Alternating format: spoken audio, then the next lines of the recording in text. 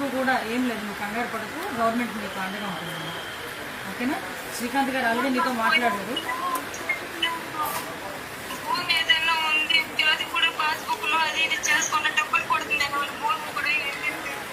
లేదమ్మా, ఒకసారి మన వాళ్ళు కూడా వస్తారు మీ దగ్గరికి.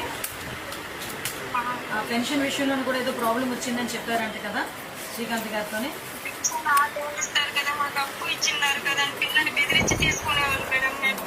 అదే అదే అవన్నీ కూడా తీసుకొని నేను డిపార్ట్మెంట్ వాళ్ళతో కూడా మాట్లాడతానమ్మా.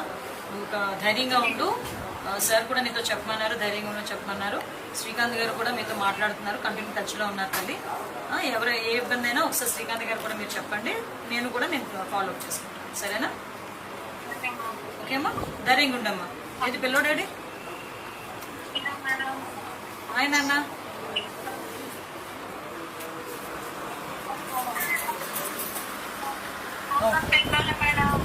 ఏం లేదులే అమ్మా, కంగారు పడుతున్నాను. ఓకేనా?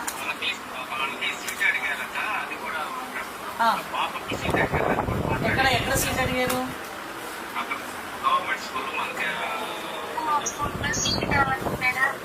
అలాగేనమ్మా, తప్పకుండా చేస్తాను, తప్పకుండా చేద్దామమ్మా.